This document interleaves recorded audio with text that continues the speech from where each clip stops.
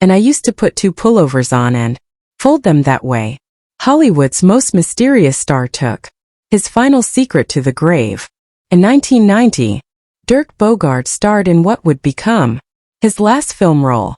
But something went horribly wrong. The man who had shocked audiences with controversial films suddenly refused to talk about this one. He burned his personal papers, destroyed his diaries, and went silent. Friends said he was ashamed, but the truth was darker. What happened during those final months of filming that made Britain's bravest actor want to erase all traces of his last performance? Dirk Bogarde was born on March 28, 1921 in Hampstead, London. His full name was Derek Jules Gaspard Ulrich Nan Vandenbog. The name itself felt like a story, carried hints of his Dutch, Scottish, and English roots. His father's side linked him to Flemish ancestry, and his middle names gave off an air of European class. But behind that grand name was a boy who would spend his life hiding. As much as he revealed from the start, Dirk knew how to play roles.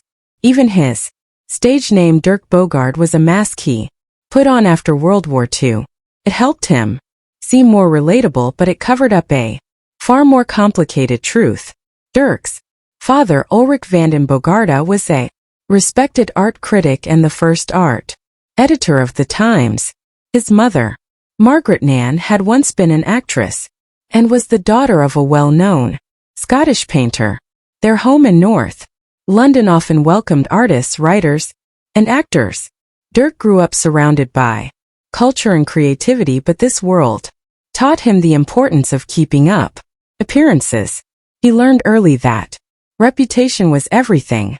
His father dreamed that Dirk would follow in his footsteps at the Times, but Dirk was drawn toward the stage instead. He longed to create and to escape.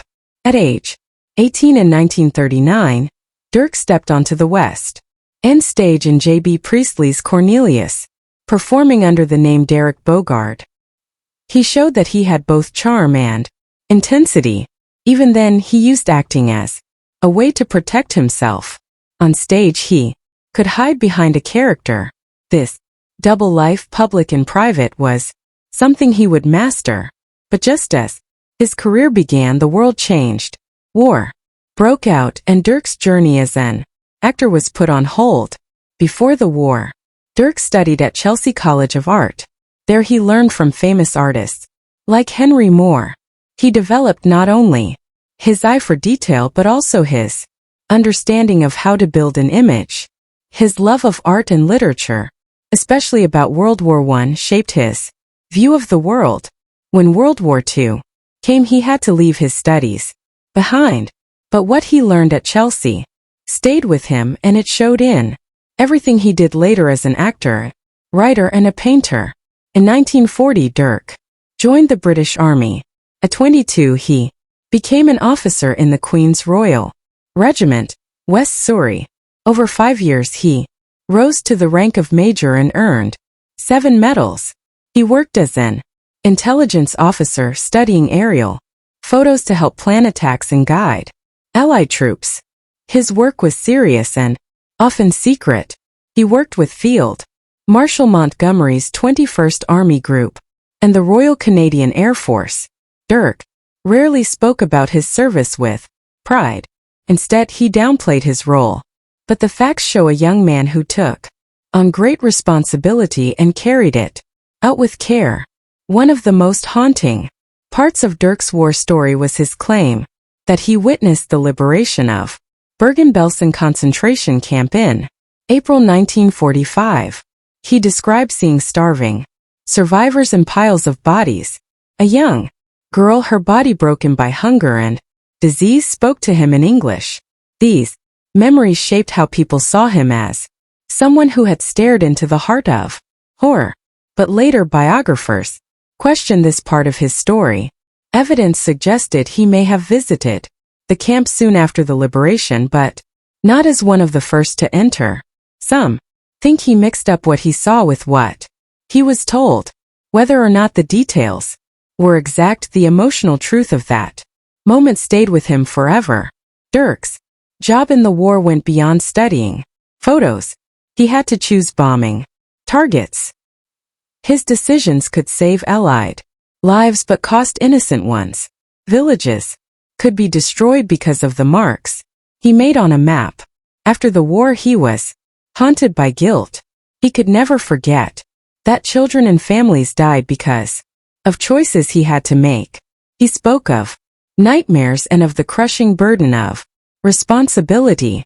This guilt followed him for the rest of his life. One day Dirk visited a village he had marked for bombing. He thought he saw footballs lying in the rubble, but they weren't footballs. They were the skulls of children. The children had been herded into a narrow alley for safety, but the buildings collapsed on them during the attack. This sight broke something inside him.